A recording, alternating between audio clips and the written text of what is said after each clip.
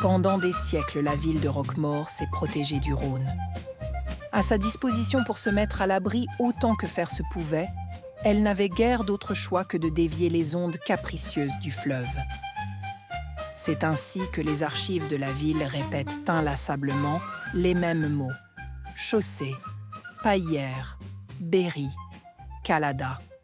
Le mot chaussée, par exemple, renvoie à une levée de terre visant, lors des débordements, à empêcher les eaux d'inonder une zone que l'on veut spécifiquement protéger. Les traces d'une chaussée existent encore. Elles sont d'ailleurs visibles du ciel, comme sur cette vue satellitaire, où on peut encore la deviner. Elle fut imaginée en 1745 par M. Vivien, directeur des travaux publics du Vivarais, et terminée par le célèbre Henri Pitot, directeur des travaux publics de la province de Languedoc, qui reprend le dossier en 1749, alors qu'une partie des 400 toises déjà réalisées a été ravagée par une crue.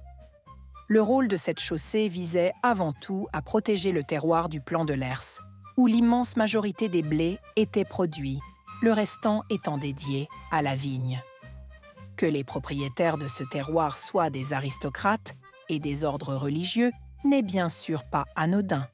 D'ailleurs, lorsque la chaussée doit être reconstruite, les Roquemaurois, qui ne possèdent rien dans ce terroir, demandent à être déchargés des coûts associés.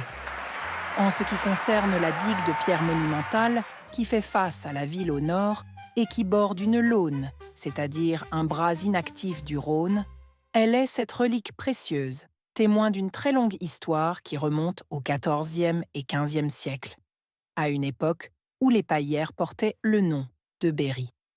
Pour disposer d'un port où le chargement et le déchargement des tonneaux de vin pouvaient se faire plus facilement, les Roquemaurois aménageaient les bords de la rivière. Un croquis très instructif apparaît sur un des plans de la seigneurie des Guises du XVIIe siècle. Cette construction est faite de 2 rangées de pieux solidarisés entre lesquels des tonnes de pierres sont déversées. Ce matériau est amené sur place sur de vieilles barques que l'on engage entre les pieux et que l'on coule sur place. On répète le processus jusqu'à l'émergence des pierres. De nombreuses paillières sont apparues au fil des siècles, le port se déplaçant au gré des aléas fluviaux et climatiques. Pour protéger les marchandises des inondations soudaines, un glacis est d'abord créé dès 1731 et achevé en 1737.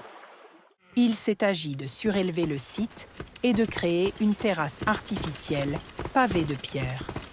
Ensuite, pour protéger cette terrasse, il a été envisagé de créer une solide protection après la destruction répétée des paillières, qui jouaient ce rôle avec difficulté. C'est alors, en 1774, que survient un autre personnage célèbre, l'architecte et sculpteur Pierre Bondon, à qui l'on doit l'hôtel de ville d'Uzès, l'église Saint-Étienne de la même ville, celle de Sérignan du Comtat. Il imagine la digue actuelle dont on ne sait pas vraiment si elle fut construite immédiatement. Si tel fut le cas, on peut penser qu'elle a subi des rénovations nombreuses depuis sa construction.